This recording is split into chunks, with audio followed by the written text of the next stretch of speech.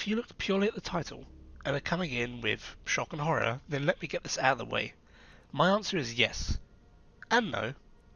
Elder Scrolls 6 should remove racial bonuses that, give you simple stat boosts or just a plus 10 to conjuration, but stick around, I'm going to explain why I think that. Hello, I'm Caitlin, and if you've been following the Dungeons & Dragons scene at all, then you'll have seen in the past few years there have been a number of changes to races. The removal of negative ability scores, or alignments that promote one side just being kind of evil. Things have gone further with the push towards creating a basis more on races' cultures and varied stat styles. The idea that your race is not your sole defining character feature on creation. This is the idea that Elder Scrolls 6 should follow. The Elder Scrolls RPGs have been steadily getting more streamlined with time, and honestly, it's time for a little bit more selection in who our character is. If I want to play an orc, I don't want just some simple additional strength bonus out of the earlier games, or improved blacksmithing. I want to be able to pick that racial specific bonus that improves my gameplay, and then pick my culture, which may alter my stats, following a more diverse character. So there are a lot of ways that this could be done.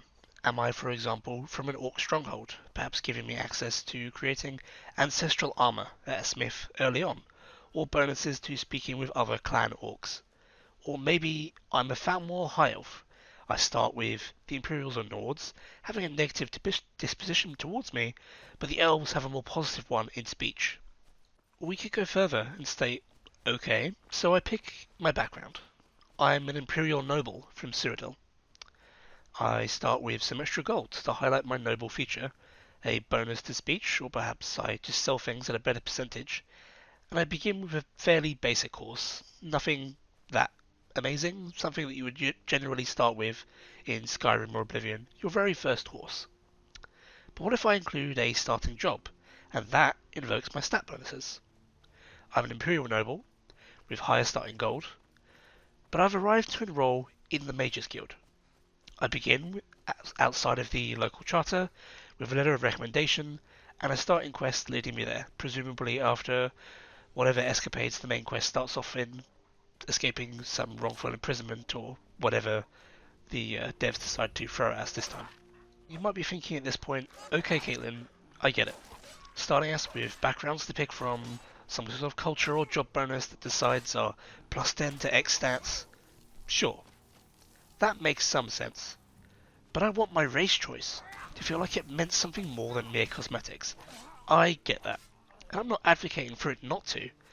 I think that the focus on racial differences should instead be on a unique bonus or ability that your race starts with, like an amped up Dark Elves Ancestral Guardian. Perhaps you gain a limited time Ghost Companion with some speech qualities, or it buffs you or interacts with certain things, makes comments about Morrowind, that kind of thing. A little bit different from what we start with these days. Or maybe you're a Nord and you start with Resistance to Frost, but amped up so that perhaps they can't be slowed by frost spells, or they have a brief surge of stamina when they're afflicted by them.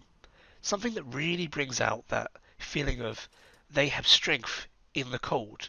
They are the Northerners. They can handle this. Blizzards, come what may, this is their element. Let me just add in that this isn't the first time the Elder Scrolls has changed the way we start with our characters.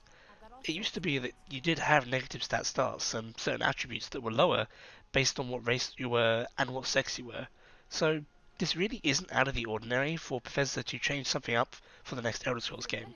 These kinds of starts were removed and aren't really a thing in Skyrim. So in Hammerfall or High Rock, whatever the next Elder Scrolls game is called, we really could see something like this change.